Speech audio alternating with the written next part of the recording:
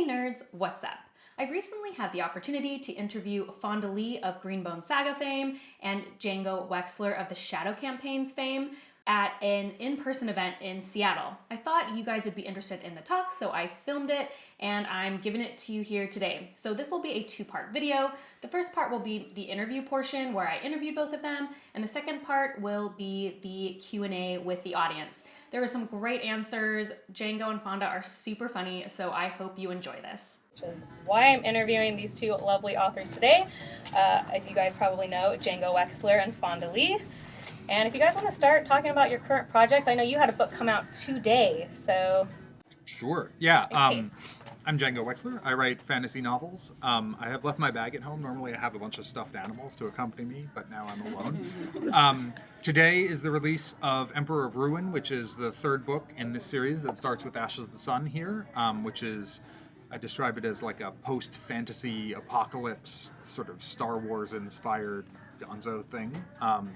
And my other big series is the Shadow Campaigns, which starts with 1,000 Names, which now feels like it was a million years ago, but was probably only 10 years ago.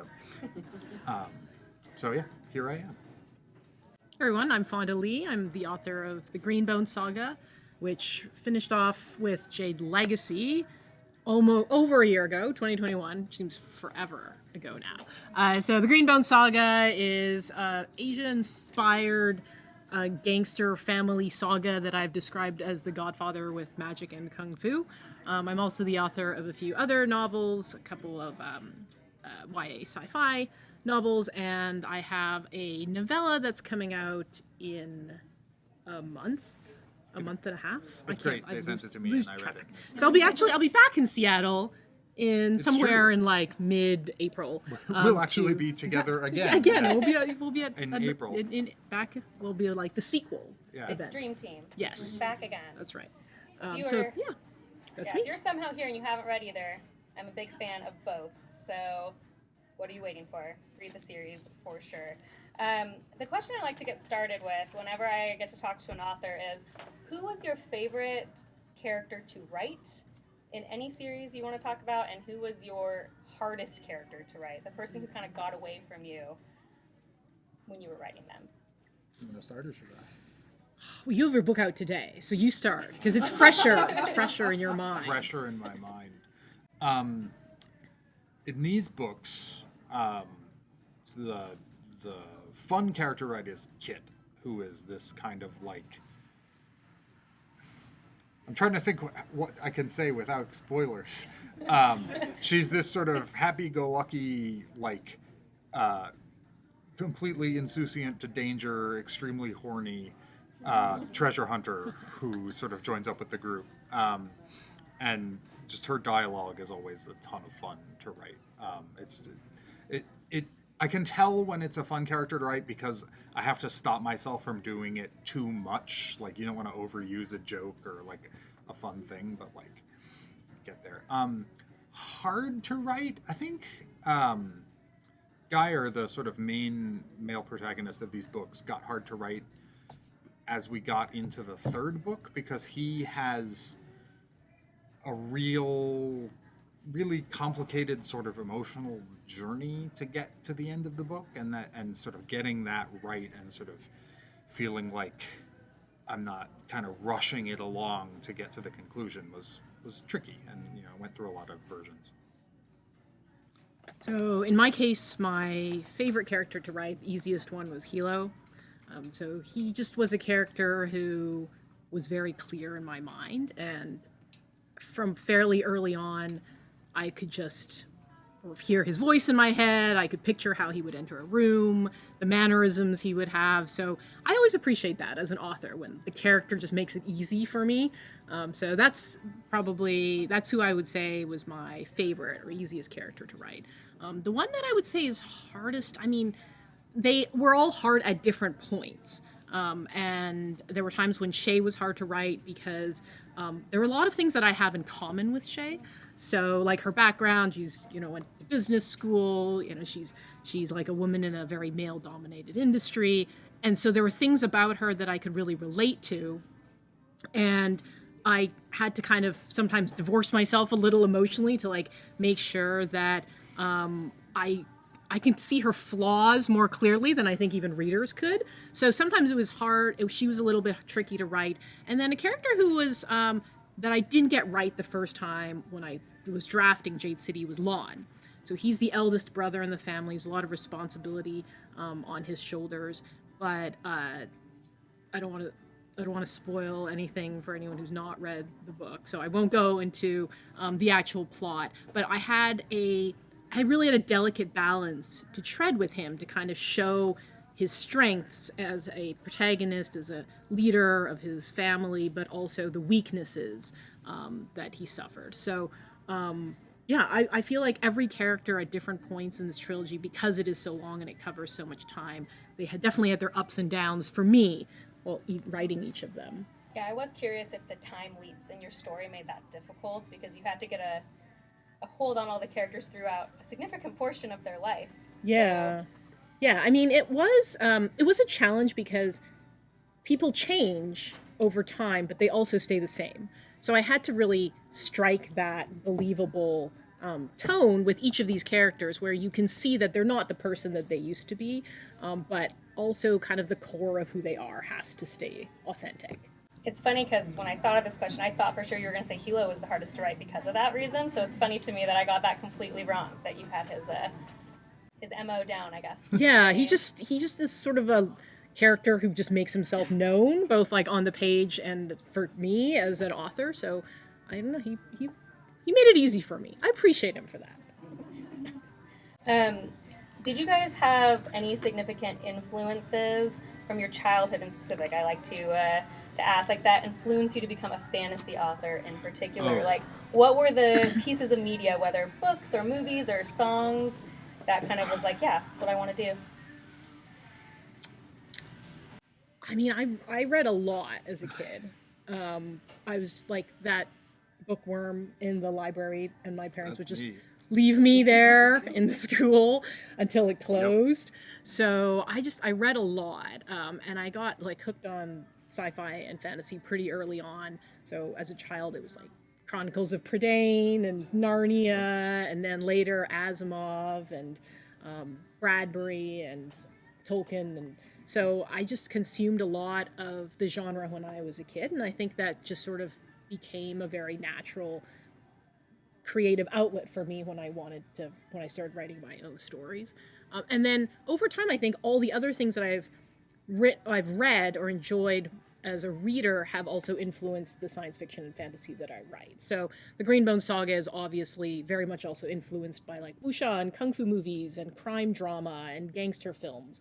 And my novella that comes out next month is influenced by like wildlife stories that I always enjoyed and animal companion stories like Black Beauty and Where the Red Fern Grows. So I read broadly, and like sci-fi and fantasy were the home base, but then there were all these other things that I enjoyed and that I would pull into mix in with the sci-fi fantasy. I'm sure that's the case for you as well. I was going to say in the novella, thank you for not taking those animal companion stories too literally, because it always kills off the animal at the end. I was going to say, how worried should I be when I'm talking to kids for my kids' books, I always say that like when I was a kid, what we had to read were basically like long series by hack writers, like, you know, Nancy Drew and the Hardy Boys and whatever, and then Newbery Award-winning books about dead dogs. I love those dogs.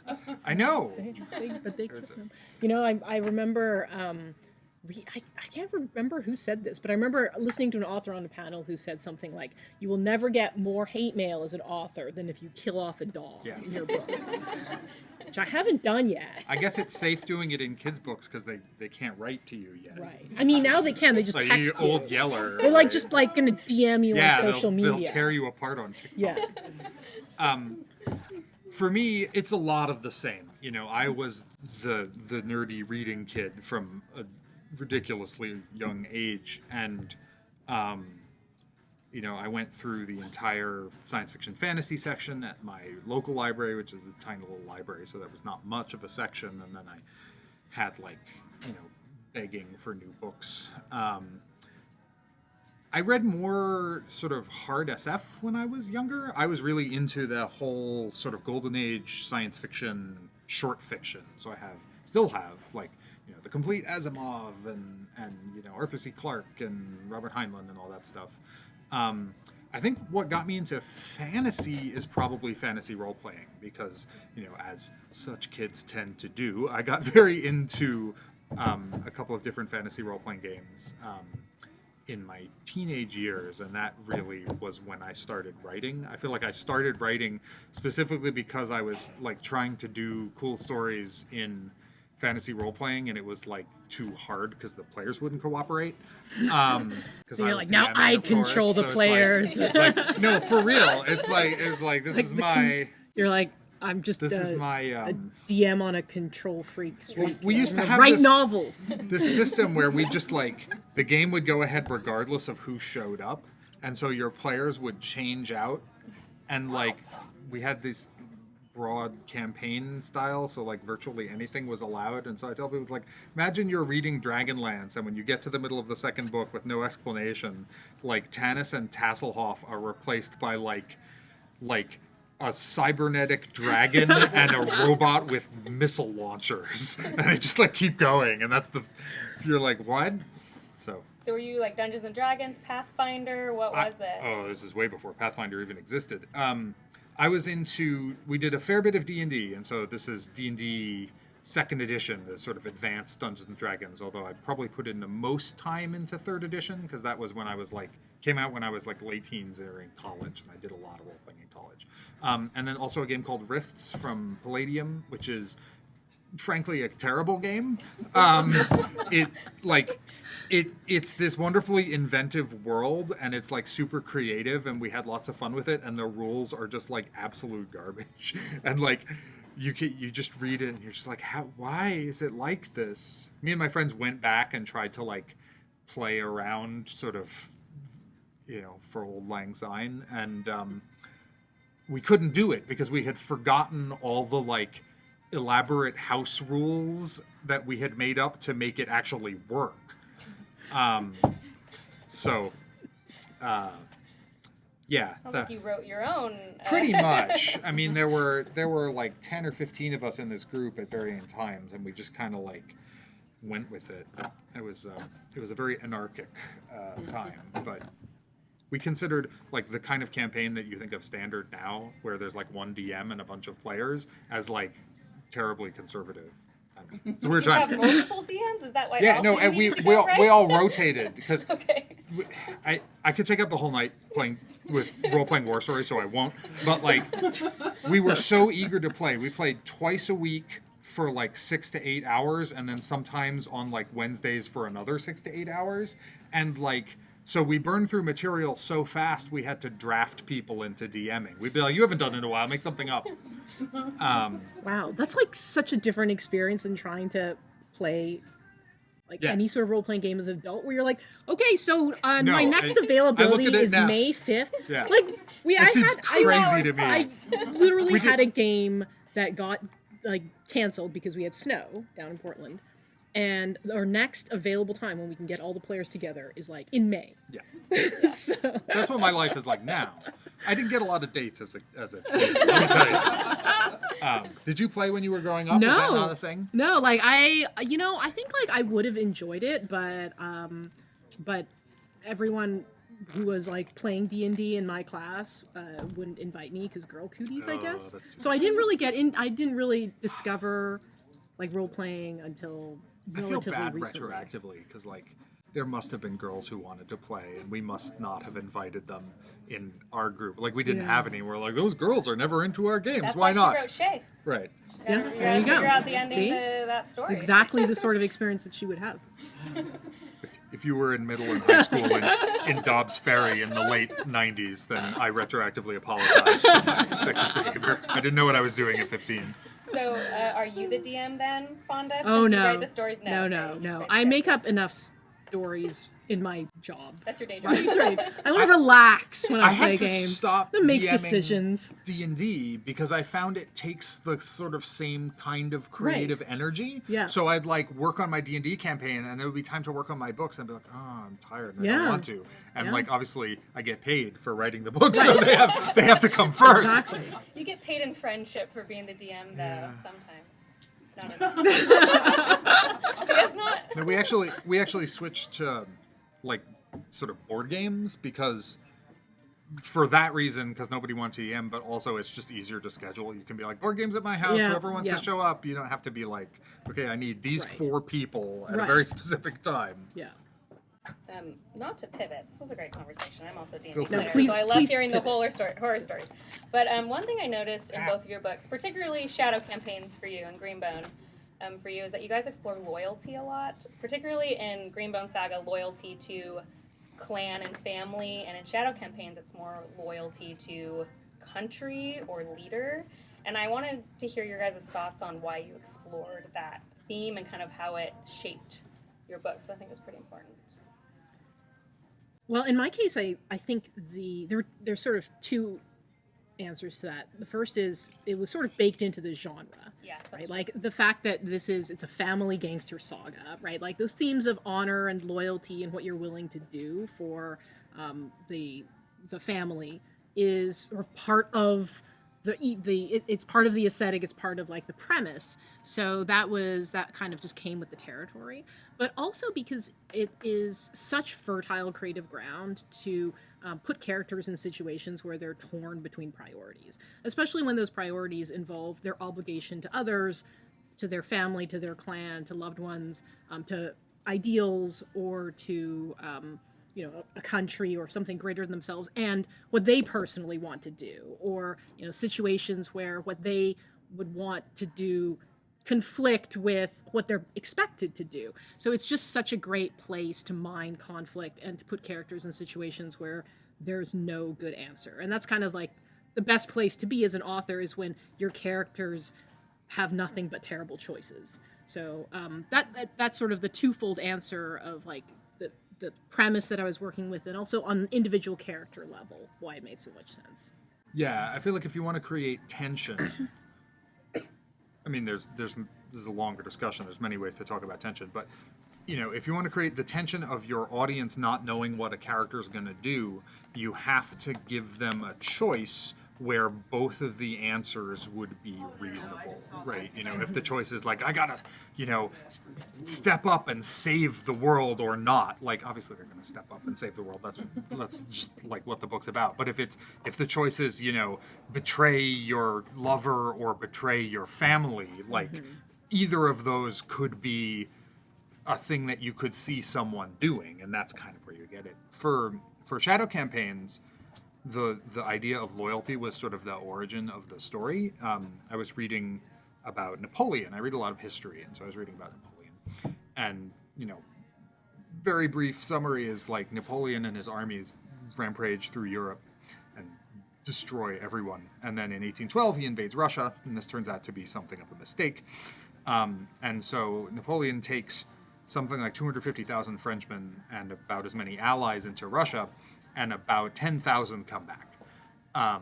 And then they fight all the way through 1813 and 1814. Napoleon eventually loses and is deposed, and so the army that's left to him is sort of disbanded, and he goes to the island of Elba. And then the next year, he decides, well, let's try it again, and he comes back to France, and he raises the banners, and he says, come on, everybody.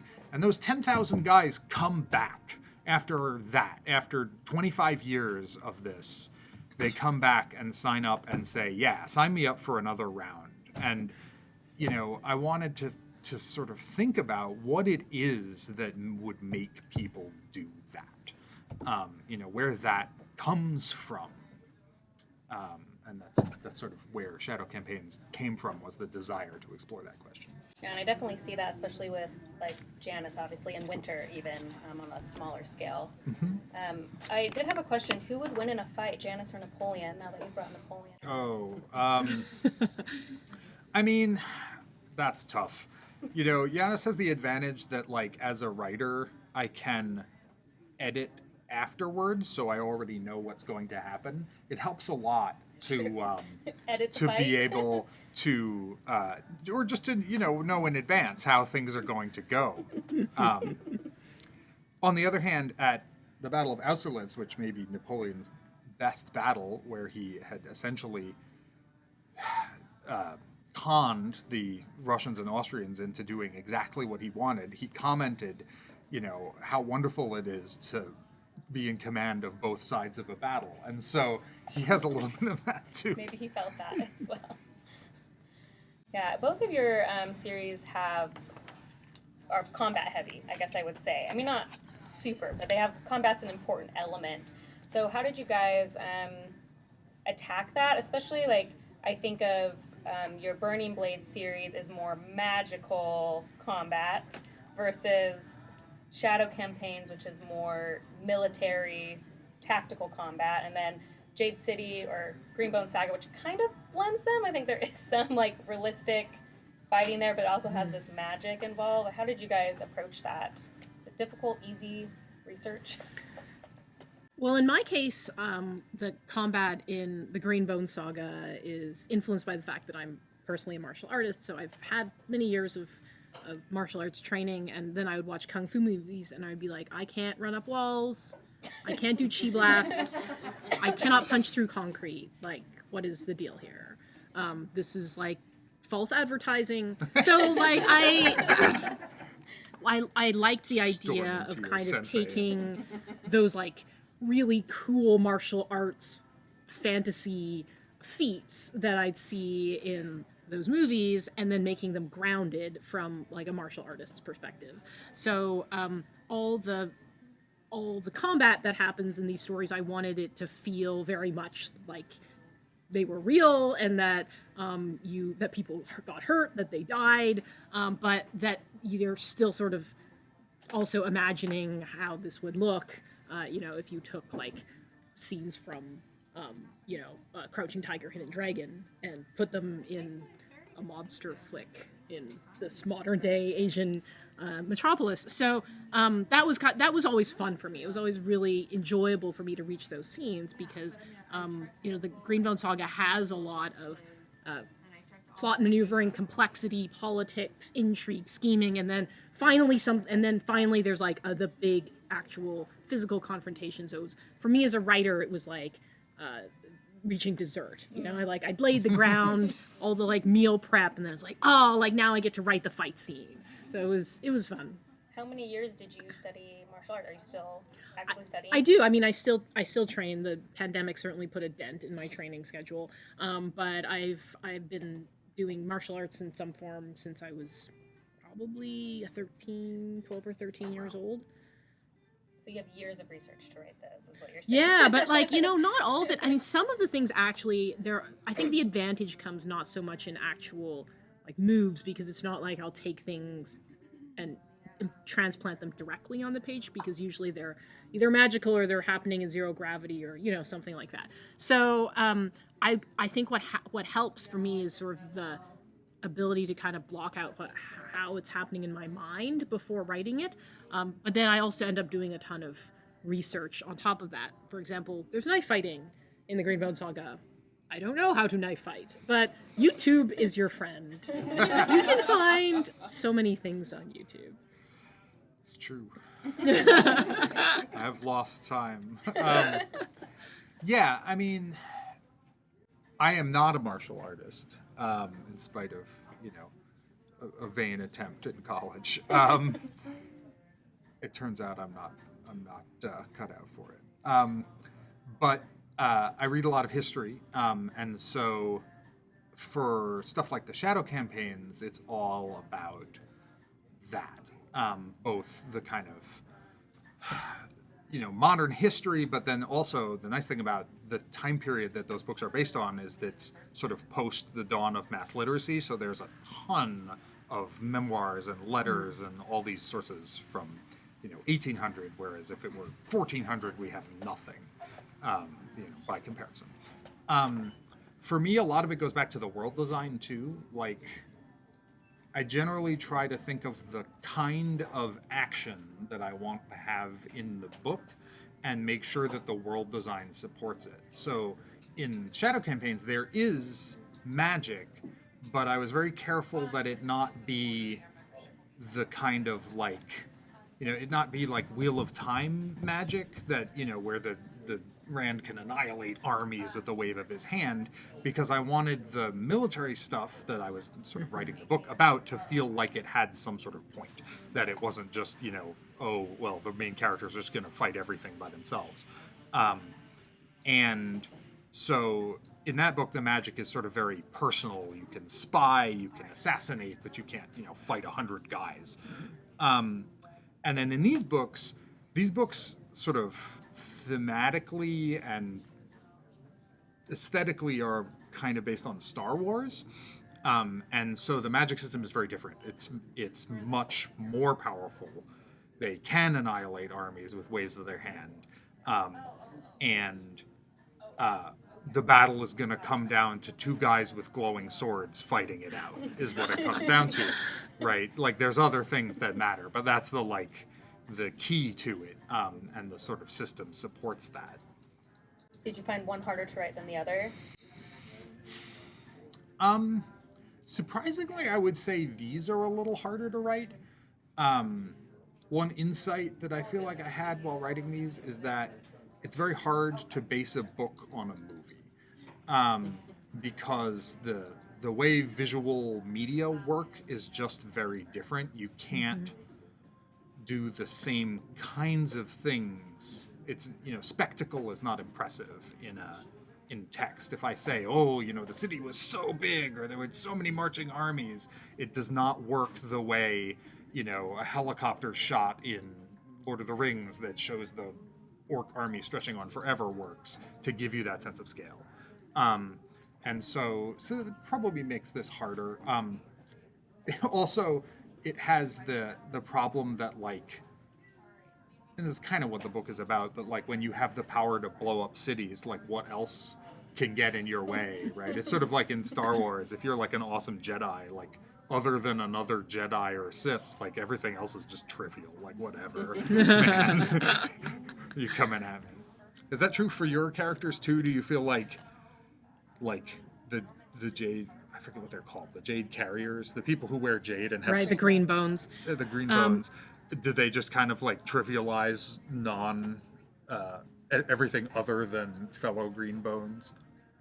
Well, no, because the way that I sort of designed the world was that the way that they exist as sort of a class of people within society, but they also are really dependent on their tribute-paying citizens, if you will, in order to support the power that they have. But I mean, in terms of combat, they have this honor code where you're not allowed to break. It's called ISHO in the books, but they're not allowed to target civilians, essentially. So people who aren't wearing jade are sort of off limits when it comes to warfare. And so there's definitely this sort of they're set apart, but I never wanted it to feel like they were a class of superhumans, right? That's sort of the struggle that I've always had with superhuman stories or Marvel, MCU kind of stories, was that it always felt like the characters were just so above human, above kind of the normal, slings and arrows of day-to-day life. I have a long rant about how superhero stories are inherently fascist. It's probably too much for here, but another time. Ask me sometime at a bar. Yeah, over dinner and drinks later. But yeah, so I really wanted these characters to feel like real people, and kind of in the same way that I think the trick with something like Harry Potter was well, how do you make magic not solve all your problems, right? And so in the Greenbone Saga, jade causes as many problems as it solves. Yes, you get these powers, but there's all sorts of problems that come with being a jade wearer, including potentially being addicted, having this disease that could make you, that could cause all sorts of health problems, make you insane. There's all the danger that comes with living that life and potentially being targeted for your jade, and you don't have any sort of immunity from disease and death and heartbreak and all the things that normal people have to deal with. So that was I wanted this story to feel very grounded and not feel like, oh, these people are just like superhumans. They have abilities that are greater than most people, but that creates as many problems for them. In these books, I mean, that's sort of, in a sense, what the books are about, is the Twilight Order, the sort of the equivalent of Jedis, you'd call them, I guess, have spectacular powers. They're sort of the last wielders of the powers of the ancients. But and you're born into it.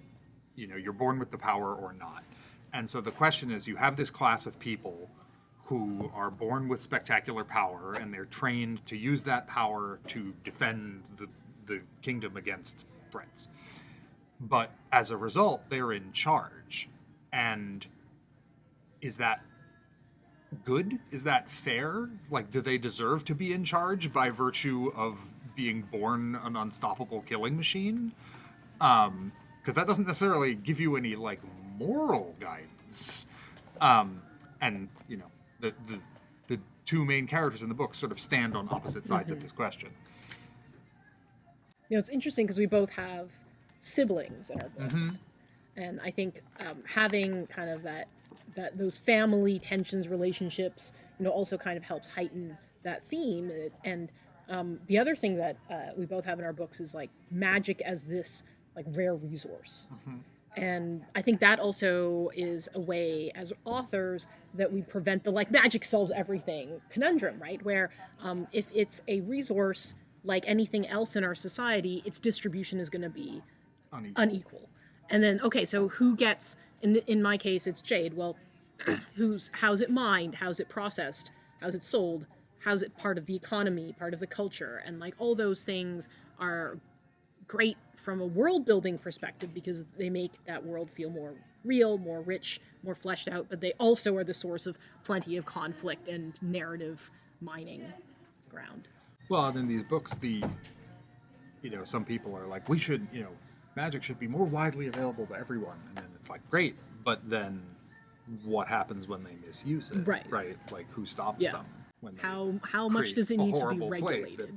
That turns people into gooey flesh monsters. I love the gooey flesh monsters in your book. Yeah. But what about the people already in power who are already abusing it? And that's I think a theme with both as well. Yeah, that's where you get into it. Yeah, I think resource management is a good way to put both magic systems, since I definitely think Jade is one that isn't like necessarily power. You immediately are like, I want that, because it comes with enough problems that, I don't know. Would you want to be a Greenbone? Wow. Yeah, I don't think anyone's ever asked me this before. Really? Yeah. You'd be. I'm shocked that question hasn't come up before. I'd be very tempted to be a Greenbone. I mean Greenbone. I just can't say no to some of the cool things they can do.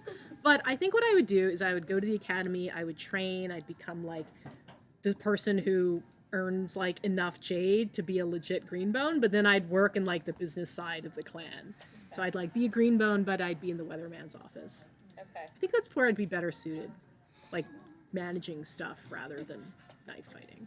See, I feel like the question is to be a Greenbone in that world or in real life? Because I feel like in my real life, the ability to kick people's asses has not been all that useful. Right. I haven't really needed it. And so if I was superhumanly strong and well trained, I'd be like, oh well, I'm still mostly I sit at a computer and type words, right? But you could use. I'm sure there's times you could use either perception or lightness or something in day-to-day life, I don't know, reaching tall things or opening jars that I can't open, Well, that always get in a lot of fantasy. There's the magic that makes you faster or smarter, and in the game or in a fantasy novel, it's not all that useful because really what you need is to be able to swing a great big sword and kill things. But then you think in real life that's the only thing you would need, the one that makes me 10 times faster than everyone else. I could get so much work done. The house would be so clean. I like how the answer is, I want superpowers to do just my regular day-to-day job just a little better. Like, I don't want to go out and save the world. It's fair. It's fair. Although I have to say, in your book, being a Greenbone in the Weatherman's office does not necessarily mean you won't get into a knife fight. That's so true. That's true. This is very true. Be careful. Have you guys ever been surprised by a fan favorite character from a series? Like, have you ever like gone on Reddit or gone to a talk and everyone's like, I love this character, and you're like, really? Okay. So there's a character in my series. His name's Barrow. He was initially conceived as a framing device in Jade City. So he is a minor character. He's a thief. He shows up in the first chapter of Jade City. And I kind of expected he would die at some point. But he didn't. He just stuck around. And he became so narratively useful to me. Like, he was the way that I could show stuff happening outside of the clan, because he is truly this outsider. And he's very ambitious. But he gets into all sorts of trouble, and he causes a lot of trouble. And everyone hates this guy.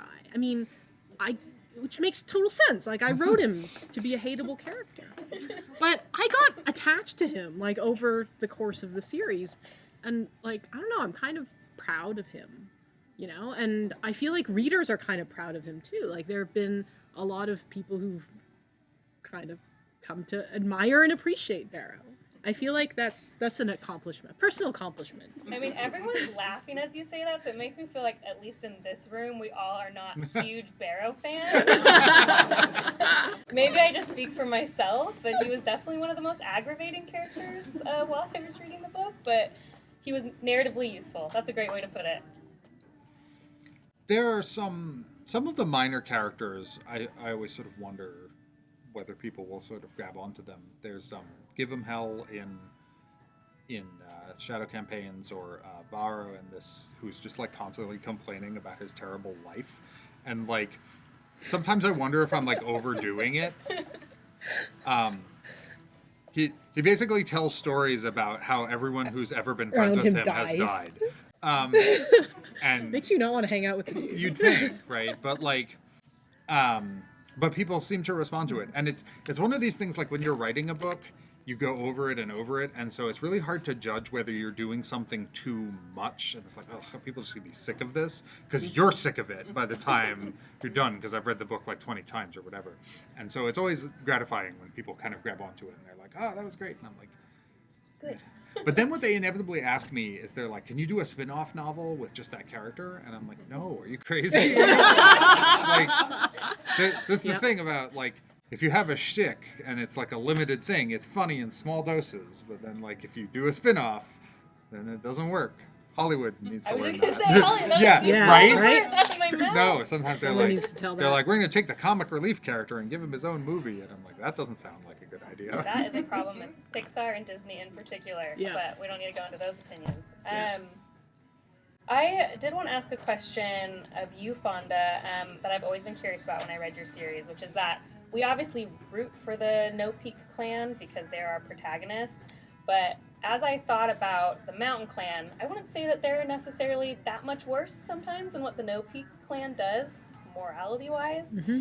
And do you view the Mountain Clan as villains and the No Peak clan as heroes, or do you view them more as just antagonists who perhaps are on the same playing field? Yeah, no, that's very much how I viewed it, where I feel like if I've done my job correctly, you could go back and tell this entire story from the Mountain Clan's point of view and be equally sympathetic to them.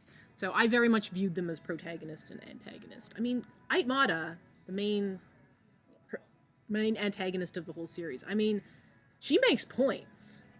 You know, so like there's Yes, I agree. I think that this again is kind of part of the premise, and this sort of comes with the genre territory of, like, you know, this is a epic gangster drama, and everyone's gonna be wading into some pretty amoral ground. I very much want you to be rooting for the No Peak Clan because those are the characters that I want you to love and to relate to. But yeah, I want it to feel kind of like as real as possible. And like the Mountain Clan, I mean, and some of the characters there, I'm really fond of those guys. Like I could write stories about the Mountain Clan. They both, because they're in a clan war, right? They both obviously go to some pretty rough territory on both sides. Do you feel like there's a perspective from which they're all bad guys? I mean, that's the thing I always think about the gangster movies. Is like the average guy in the street would be better off without them, right?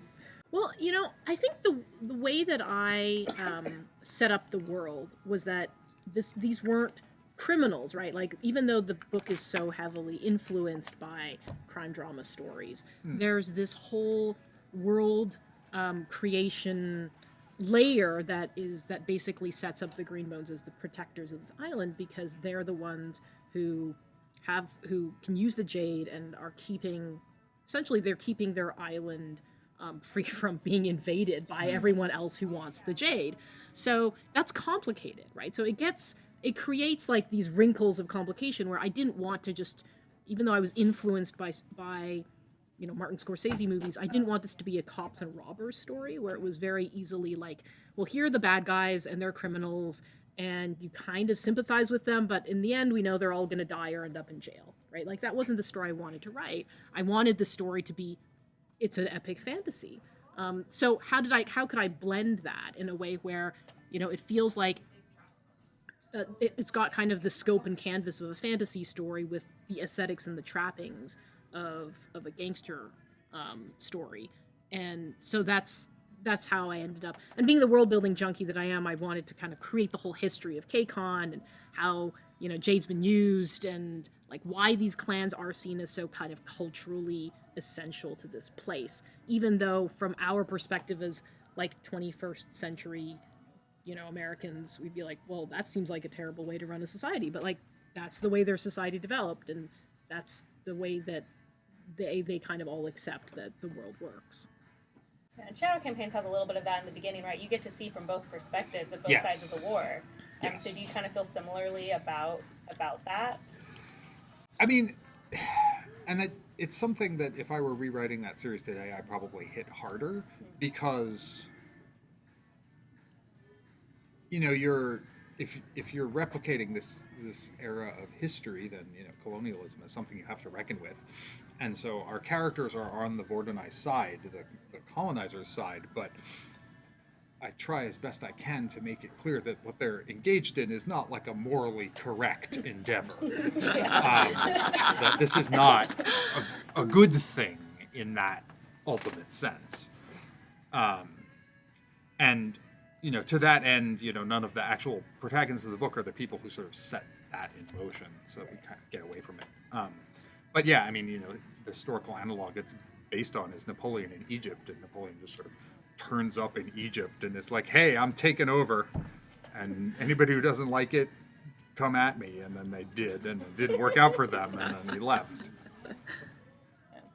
Sorry, did you have something you were going to say? No, that's it. Yeah, I think that's a really interesting concept. It's one of the things that makes the book so interesting, I think.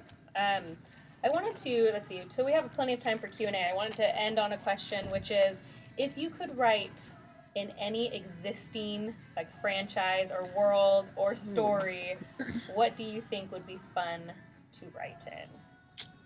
Well, I really want to do a Star Wars novel.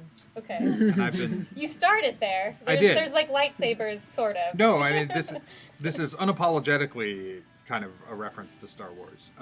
Partly because I realized my idea for this novel, what if the Jedi were bad, actually, is not something that the Star Wars people would ever let me write in the event that I got to write a Star Wars novel. That's just not their jam, which is fine. I actually wrote a short story for a Star Wars anthology, but yeah, that would probably be my dream. I've done a bunch of IP writing. I wrote for Magic the Gathering. I've done some writing for D&D. There's some upcoming stuff I can't talk about. So you've already followed your dream, is what you're saying. It's been fun, yeah. But no, Star Wars is the white whale. I'd love to do that. And you'd be okay writing a happy Jedi's or heroes story? Probably. Okay. Although what I actually want to write is from the Imperial Grunts point of view. I always feel bad for them. They probably were drafted. They didn't really sign up for this. I think there's a great story to be told of the Imperial soldiers retreating on Endor after the bunker gets blown up, and they're the Ewoks are after them, and the Ewoks are cannibals. They eat people. And it's basically Apocalypse Now on Endor is what I want to do. Okay, I'm not sure they'd let me do that one either. I have not ever really had the urge to write in an existing IP, which is... If you're a world-building nerd, that is a problem. Yeah. Because usually you don't get the freedom. Right. And I've written for Marvel. I wrote a mini-series of comics for Marvel before. But, there's not something I don't have that itch to, write in an existing fandom. Although, if I had to pick one, it would probably be Avatar: The Last Airbender. Oh, that Solid would be fun. choice. Would it be in the original sort of setting, or totally new, or Legend of Korra sort of? Yeah. Legend of Korra often gets brought up as being similar to Jade City, I guess, because it's kind of more modern era. Well, and it's got all magic the martial artists martial plus arts. Cars and telephones and Yeah. So I think that's I'd probably even go more modern day than Legend of Korra. Do the post Legend of Korra. Thanks for watching part 1, and don't forget to check out part 2, which will be out Friday. See you next time. Bye.